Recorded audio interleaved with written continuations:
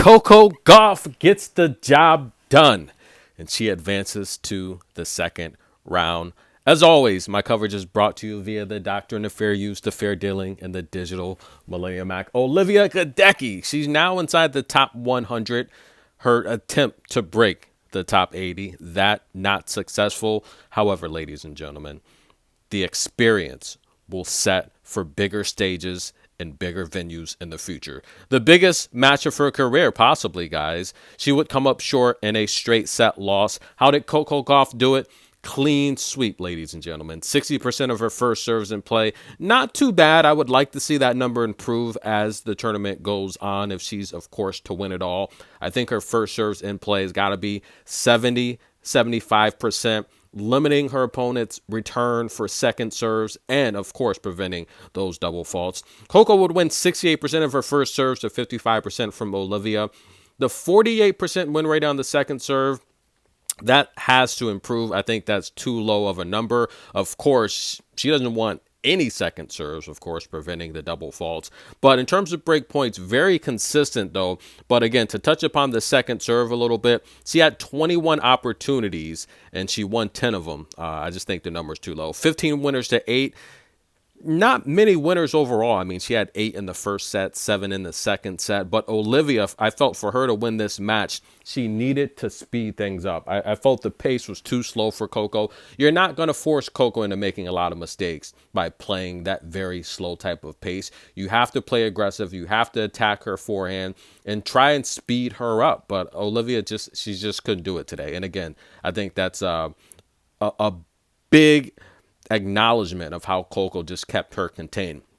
Coco would say in the post-match interview, she's just grateful to play on this court and had just having the opportunity to play on tour with Rafa, one of the greatest to ever do it. And again, look, I get a lot of heat from the Spanish fans. Rafa's not my GOAT. I'm sorry, guys. I thought Rafa was a great player. Iga, Coco, all the ladies love Rafa, and men too. I think Novak's my GOAT when it comes to men's tennis. I think Serena's the greatest of all time, men or women. But I think Novak's my GOAT, and then I have Roger as my second GOAT, and then I have Rafa. No disrespect to Rafa. I just felt a lot of the antics during his career, at least the second half of his career, people didn't like. They didn't like him holding up players all the time, wiping his sweat 50 times a match. Listen, that's just my opinion. The Spanish players and the Spanish fans, they're going to come for me. I know it. But listen, Rafa's number 3 on my all-time male list. I'm sorry. I just felt Roger's game was a little bit more complete. And I felt for a while there, especially when we're talking about grass, Roger's just dominating. And then Novak came and dominated both of them. That's just my opinion. Coco Gauff wins. What's my rating on her performance today? I give her a solid B. It's a solid B. I feel that the first serves in plays got to get over the 70 percentile range, and 48% win rate on the second serve has to improve if she's to win this tournament. And of course, she's my pick to win this tournament. I also felt Olivia had a little bit of star shock, smiling a lot, very happy. And of course, taking the moment. It's a big stage, but the pre-match, the post-match, very cheesy, very happy to be there. And of course, it's a dream come true. It's a lifetime opportunity. I imagine it's got to feel butterflyish, and she's got to have jitters and nervous. Maybe that's a way to kind of relinquish those feelings. But the 7 double faults from Coco, she's got to improve again if she's going to go deep in this tournament. And again, I think she's going to win it though. But I give Coco a B. Other scores on the day, guys.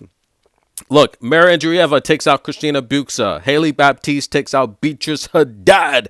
Neha Binu, the 4-1 underdog, takes out Uchima. That made no sense, guys. Nay's much more experienced. Marketa, she's back. She wins. Vika takes out Wickmeyer. Kenin over Vivara. And Helena, the underdog, takes out Alina Evanesian in straight sets.